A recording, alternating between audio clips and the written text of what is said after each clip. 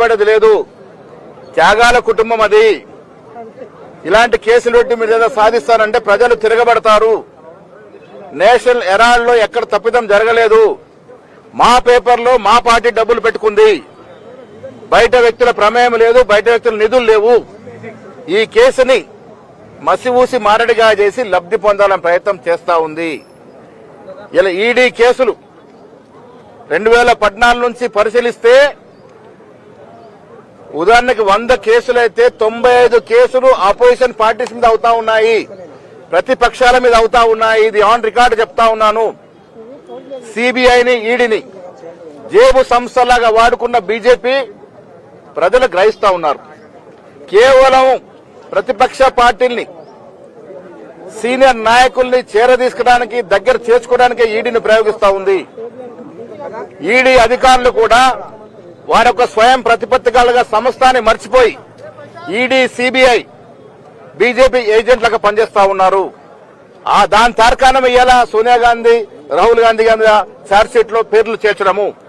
పసలేని కేసును పట్టుకుని ప్రజల యొక్క దృష్టిని మళ్లిస్తా ఉన్నారు. అబద్దాలు ప్రజలకు చెప్తా ఉన్నారు. బీజేపీ పార్టీ సోషల్ మీడియా ద్వారా, పత్రికల ద్వారా నేషనల్ హెరాల్డ్ కేసులో లేని విషయాలు చెప్తా ఉన్నారు.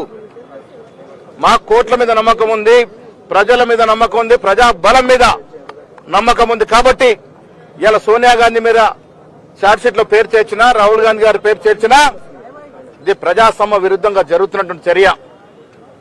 ఈ చర్యలకు వ్యతిరేకంగా ప్రతి కాంగ్రెస్ కార్యకర్త ప్రజల మద్దతుతో, ప్రజల మమేకమై పోరాడుతాం. ఈ దేశంలో ఫ్యాసిస్ట్ ప్రభుత్వాన్ని పారదోలుతాం. మోడీ గారు ఒక్కటి గుర్తుపెట్టుకోవాలి, దేశ స్వాతంత్ర పోరాటంలో బీజేపీ నాయకులు ఎవరూ లేరు.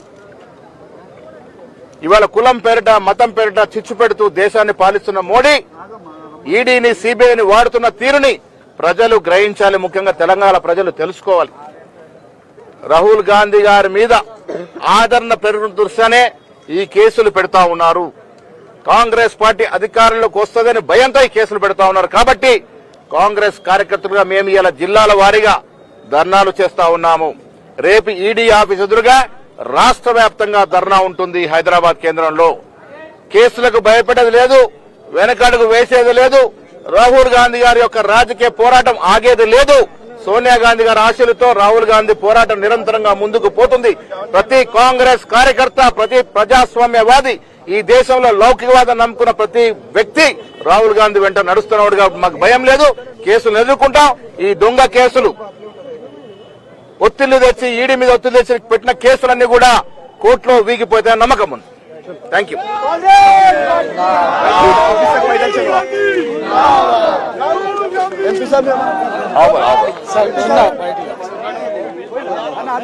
एक मिनट बैठ